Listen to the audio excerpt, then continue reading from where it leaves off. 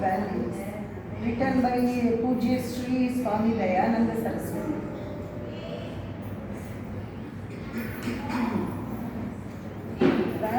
Values என்று சொல்லும் பொழுது values அப்படிங்கிறது is in relation to some gross object or thing in terms of its monetary worth or aesthetic appeal. அதே நம்ம values என்று இங்கே சொல்லும் பொழுது it is in relation to the subtle qualities of person, of a person. And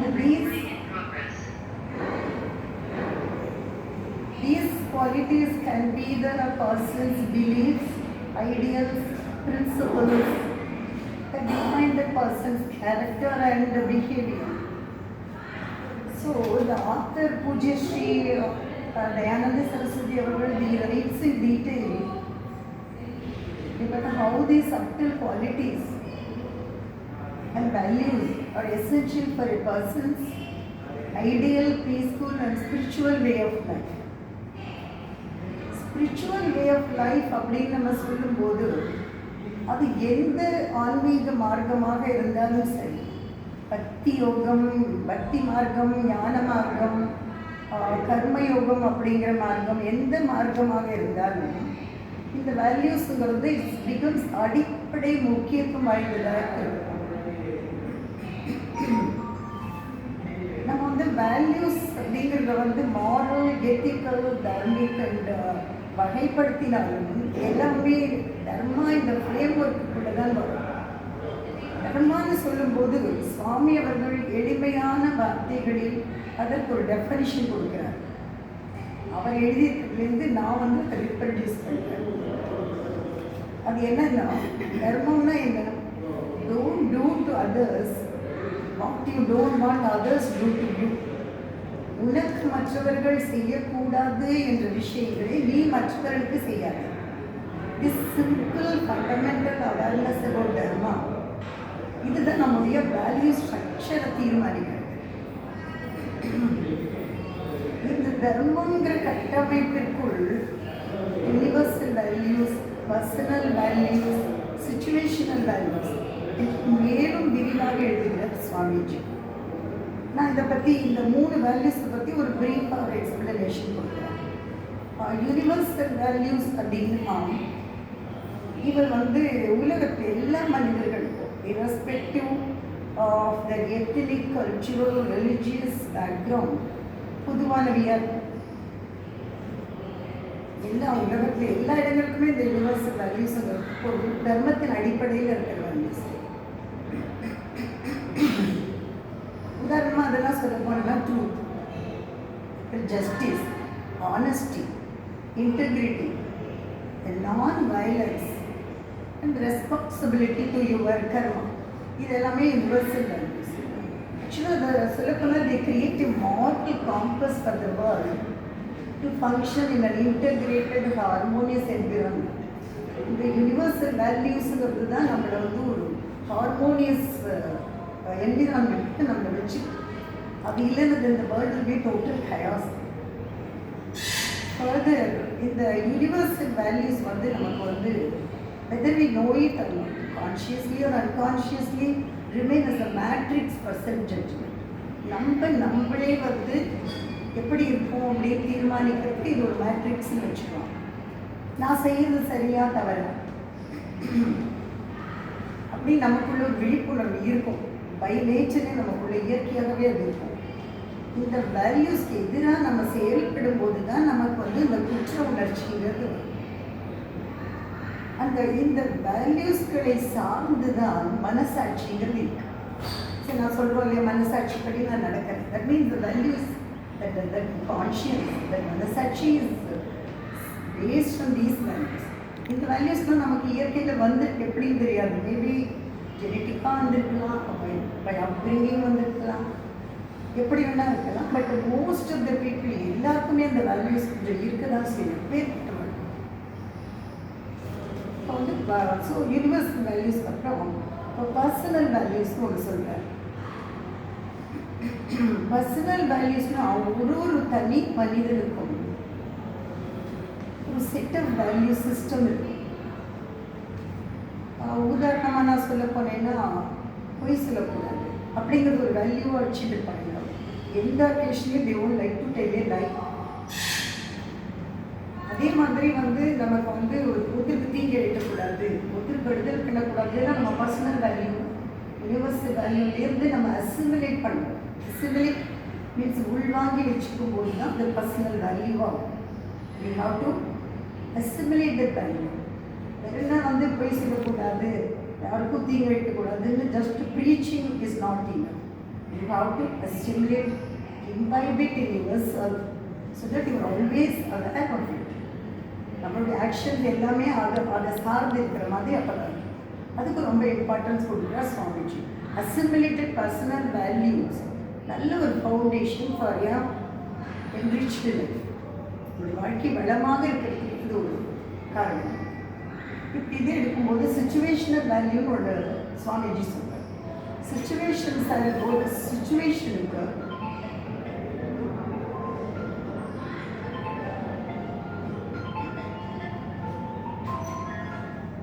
hello sir, hello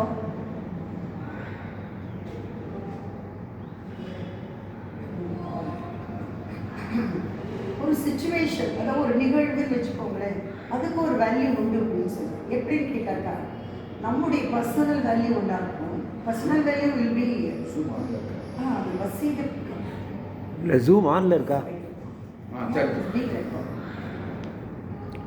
நம்முடைய personal வேல்யூக்கும் situation value.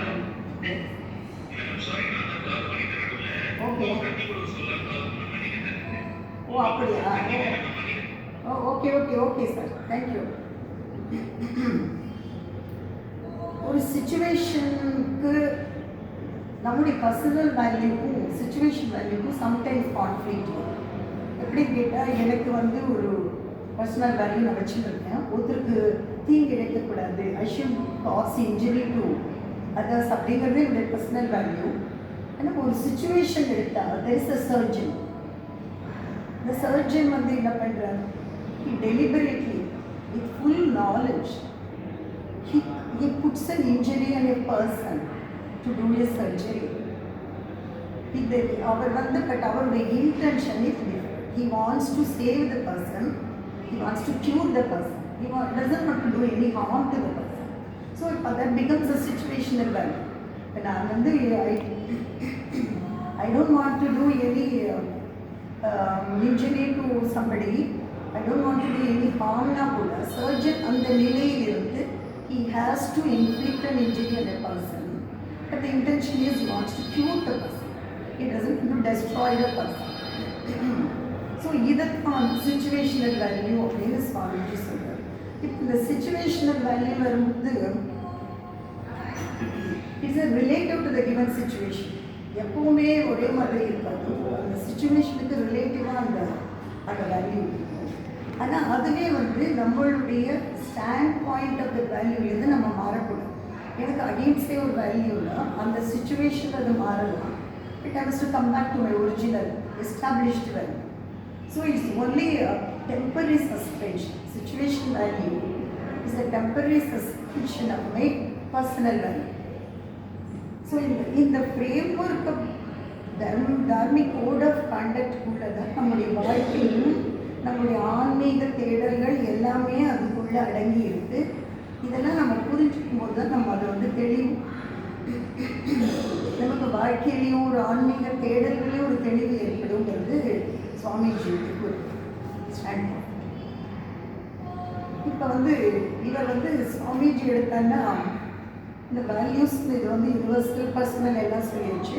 இப்போ இதில் வந்து இவர் வந்து Bhagavad Gita chapter 13 he takes 20 values, குறிப்பாக 20 வேல்யூக்கள் எடுத்துன்னா very detailed analysis of each one.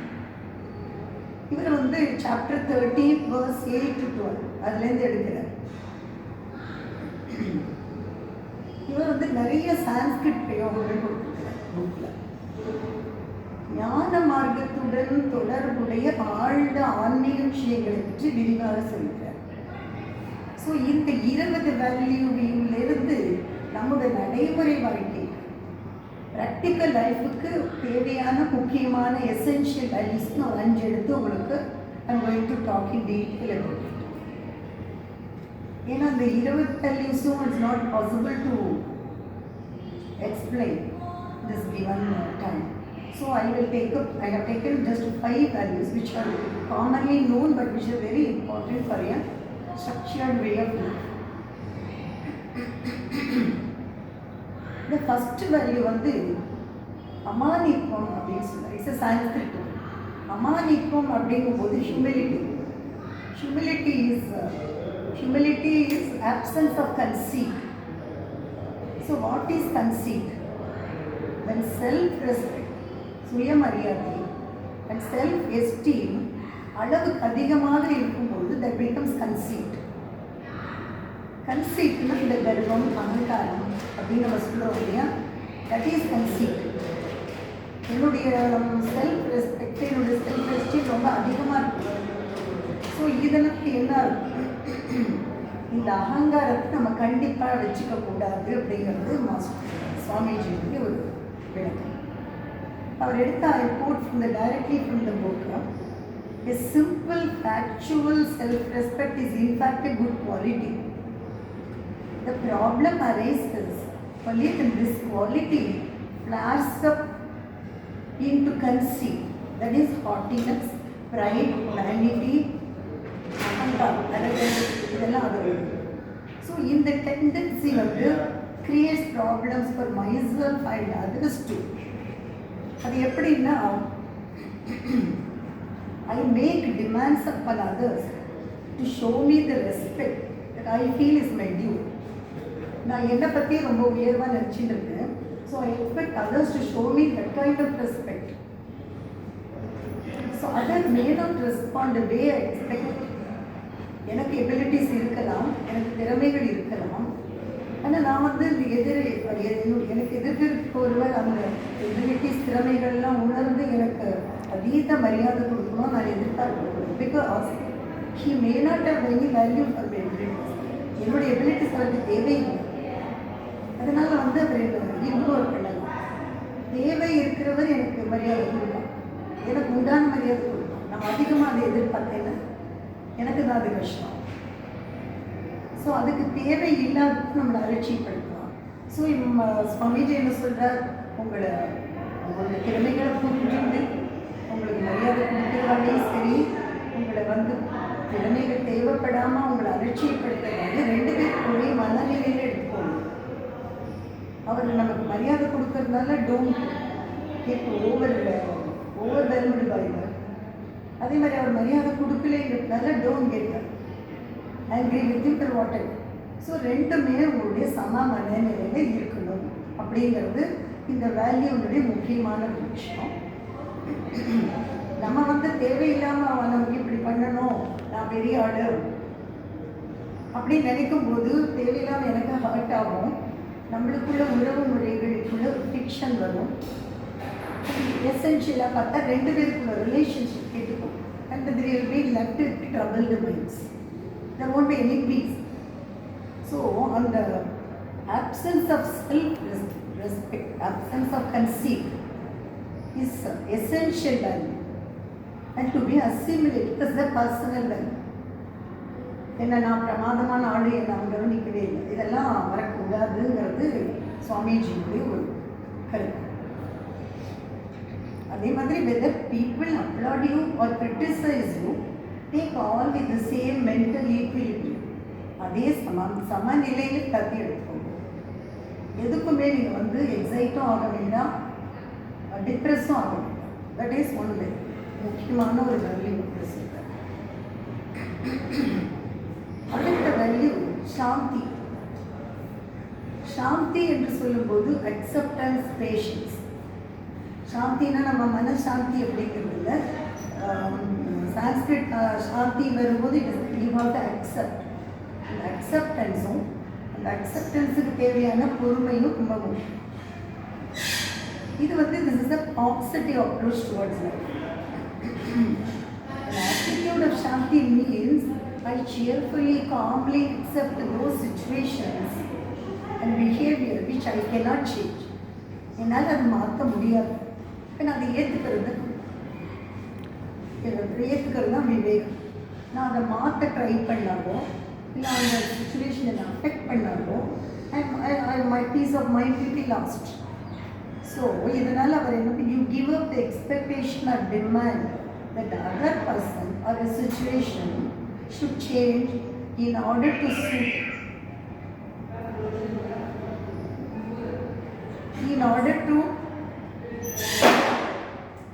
suit my likes and preferences. என்னுடைய விருப்பங்களுக்கு ஏற்ற மாதிரி மற்றவா மாறணும்னோ இல்லை மற்றவா அதுக்கு அதே மாதிரி அந்த சுச்சுவேஷன் மாறணும்னு நம்ம நினைக்கக்கூடாது அப்படிங்கிறது ஒரு முக்கியமான ஒரு பாயிண்ட். ஏன்னா இந்த value I quote directly from the book. This value must be built upon an understanding of the nature of people and the relationship between them. I will never find in one person all the qualities that I like or dislike. Any given person is looking to be a mixture of things appealing or not appealing. Everyone is looking to be a mixture of good and bad. Nobody is going to be 100% perfect, 100% bad over here. அதே மாதிரி no one is going to find me totally likeable. எல்லாருக்கும் என்ன பிடிக்கும் நான் எதிர்பார்க்க முடியும். சில பேர் பிடிக்கும், சில பேர் கொஞ்சம் பிடிக்கும், சில பேர் பிடிக்காமே போகலாம். ஸோ ஆல் தீஸ் திங்ஸ் இந்த ஃபேக்டெல்லாம் நான் உணர்ந்து இந்த வேல்யூ நான் அசிமுலேட் பண்ணும்போது என்னுடைய ரிலேஷன்ஷிப் இம்ப்ரூவ்.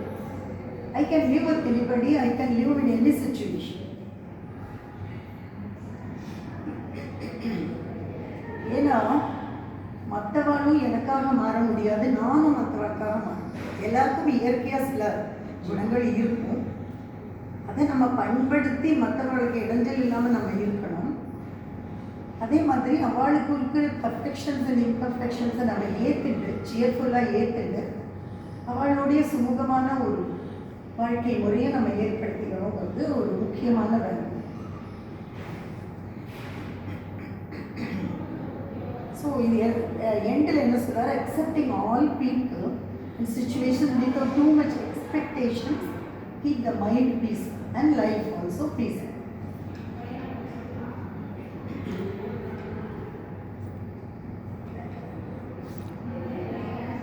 ஸோ அடுத்த வேல்யூ வந்து ஆர்ஜவம் என்ற ஒரு வேல்யூ. ஆர்ஜவம் என்பது Sanskrit word. That means simplicity and straightforward. இந்த வேல்யூ வந்து is very important for us to conduct our lives in accordance our ethical values and our personal values also.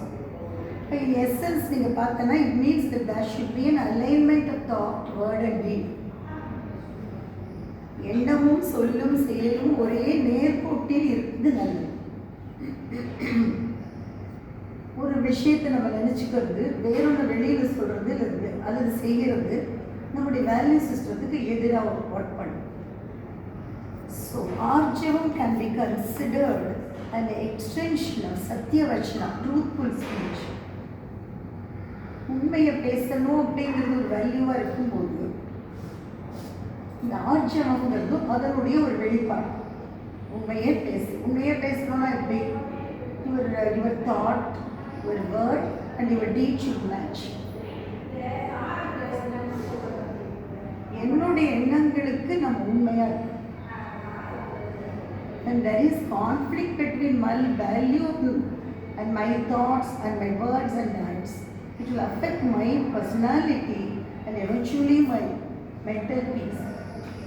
Mental peace is essential for day-to-day life ஆகட்டும், இல்லை நம்மளுடைய ஆன்மீக தேடல்கள் ஆகட்டும், எல்லாத்துக்குமே அந்த மனசு அமைதியாக இருக்கும்போது நம்மளால எல்லாம் செய்யணும்.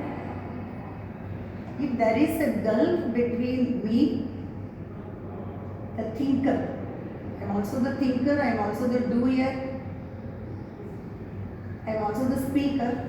So when there is a gulf between me, the thinker, and me, the speaker, and me, the doer, எல்லாத்துக்கும் நடுவில் ஒரு gulf இருந்துருக்குன்னா the result will be a restless mind, troubled by guilt and complexities.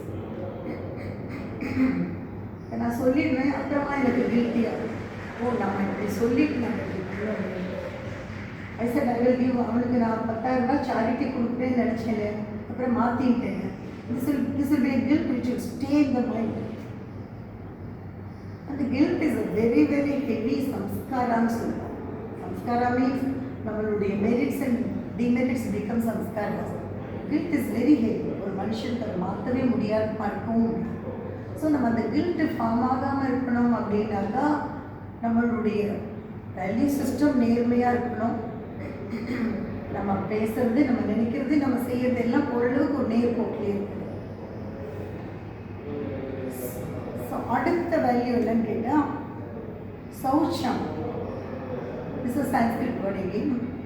சௌச்சம் அப்படின்னாக்கா cleanliness. Cleanliness for both the body and the mind. So I will quote directly from the book.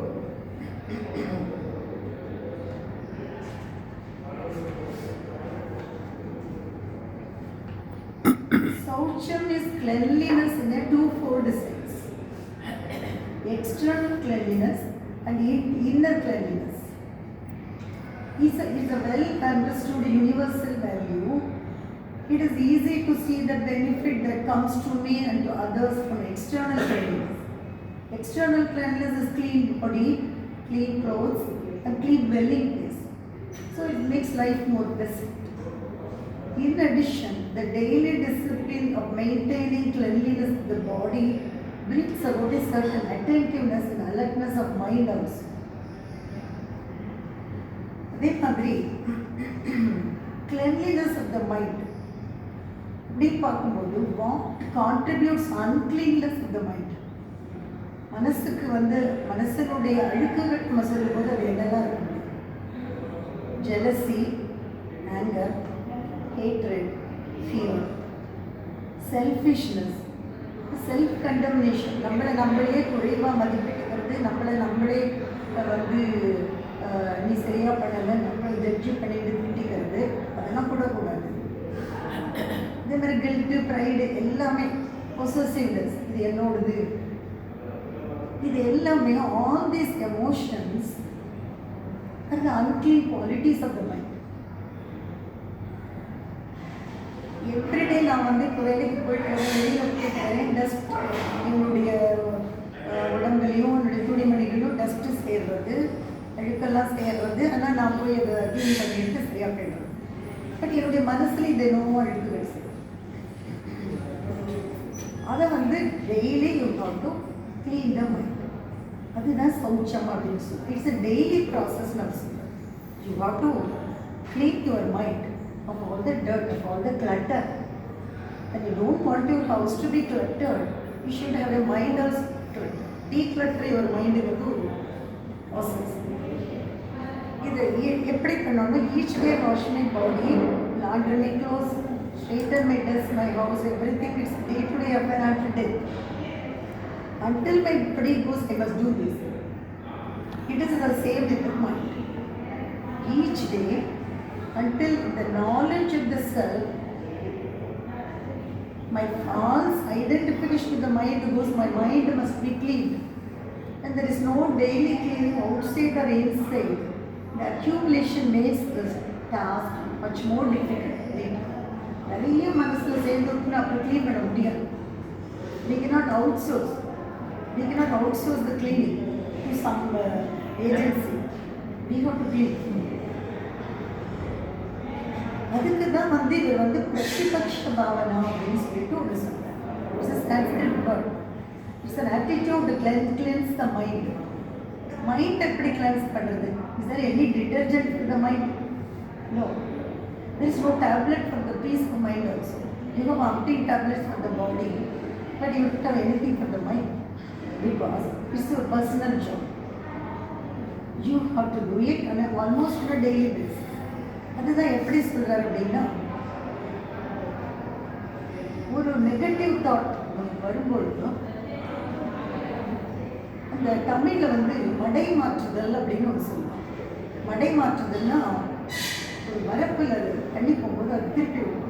அது மாதிரி you must channelise your mind in different direction. நம்ம வந்து மனசை வந்து கட்டுப்படுத்தினா அது இன்னும் ஜாஸ்தி பிடிவாதமாக இருக்கும். இது குரங்க நினைக்காதுன்னு குரங்கையே தான் நினைக்கும். ஸோ இதை நீ நினைக்காது அப்படின்னு சொன்னால் அந்த mind will only go through the same thought. அப்போ கண்ணுக்கு வந்து அந்த தாட்டுக்கு பவர் ஏறிட்டே போகும். தாட்டுக்கு பவர் கொடுக்கக்கூடாது. We should chase the thought.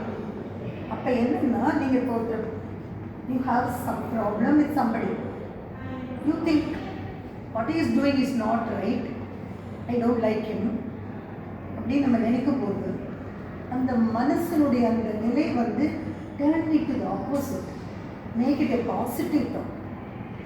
ஏன்னு கேட்டேன்னா ஒரு மனுஷனாகப்பட்டவன் வந்து 100% கெட்டவனா இருக்கவே முடியாது. இப்போ எனக்கு ஒருத்தர் பிடிக்காமல் இருக்கலாம், ஆனால் எவ்வளோ பேருக்கு அவரை பிடிச்சிருக்கலாம். ஒன்றே வேண்டாம், நமக்கு பாலிட்டிக்ஸில் அவரை பிடிக்கல அவரை பிடிக்கலன்னு சொல்லுவோம், ஆனால் பிடிச்சவா எவ்வளோ பேர் இருக்கான். அப்போ அவரை பிடிக்கிறது என்ன, that means he has positive qualities which other people like, which I may not find it likable. அவர்கிட்ட ஏதோ நல்ல குணங்கள் இருக்கிறதுனால மற்றவ அவளை லைக் பண்ணுறது. அப்போ நம்ம என்ன பண்ணணும், அந்த தாட்டை நம்ம கொண்டு வரணும். எனக்கு வந்து பிடிக்கல, ஆனால் அவருக்கு அவளை பிடிச்சிருக்கு. So that means he has some good qualities within him.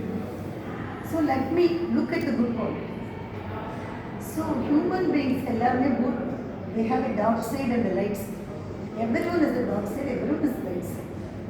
நம்ம மற்றவங்களுடைய டார்க் சைடை புரிஞ்சிக்கும் போது நம்மளுடைய டார்க் சைடு நமக்கு தானே தெரியும். ஸோ இப்போ என்னவோ நம்ம அந்த மனசை வந்து அப்படி திருப்பலை அப்படின்னாக்கா இந்த தாட்டை அவன் மேலே பிடிக்கலை அப்படிங்கிற தாட்டில் பிகம் ஹேட்ரட். ஒரு கட்டத்தில் என்னாகும், ஒரு சின்ன பிரச்சனை ஒரு பெரிய பூதாகரமாக இருக்கும். Even for a small friction or conflict with a person, நம்ம அந்த நெகட்டிவ் தாட்டை வர அப்படியே ஸ்ட்ரென்தன் ஆகும்போது we will end up hating that person. அதுலேருந்து நம்ம வெளியில் வரவே முடியும். ஸோ சுவாமிஜி என்ன சொல்கிறார், ஒரு நபரை நமக்கு பிடிக்கவில்லை அப்படின்னா அவரிடம் ஏதோ ஒன்று நமக்குள் நெகட்டிவான ஃபீலிங்ஸை ஏற்படுத்துகிறது. அதற்கால் நம்ம எண்ணங்களை திசை திருப்ப வேண்டும். திசை திருப்பணம்னா எல்லாரும் இருக்கிற மாதிரி எந்த ஒரு மனுஷனும் இருக்க முடியும். அதனால மற்றவர்களுக்கு அவரை ஏன் பிடிக்கிறதுன்னு நம்ம எண்ணங்களை திசை திருப்பும் பொழுது அந்த நெகட்டிவ் தாட்ஸோட இன்டென்சிட்டி குறையும், அதனுடைய பவர். எவ்ரி ஒன், சுவாமிஜி என்ன சொல்ற, எவ்ரி ஒன், ஈவன் ஒரு ராபர் எடுக்கலாம், ஒரு டெக்காய்ட் எடுக்கலாம், ஒரு ஈவனே மர்டரை எடுத்தால் கூட he will have the qualities of compassion, mercy, love and so on. Maybe in different proportions and different ratios.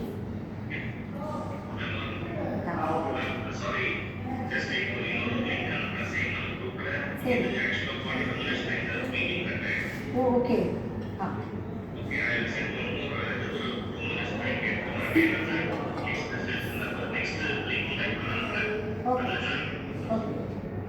வெளியே வரணுமா, அதுக்கு come out of this.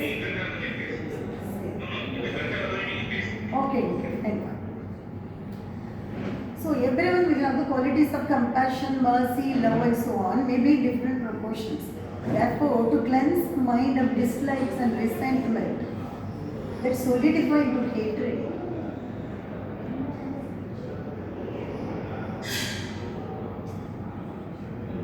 Link வந்து 40 minutes தான் வருமா.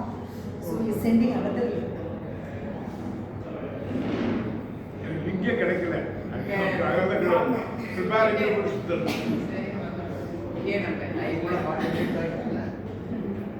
30 minutes தான் ஆரம்பித்து ஒரு 10 minutes எது இருக்கும். ஸ்பீச் ஆரம்பித்து 29 நிமிஷம் ஆகுது.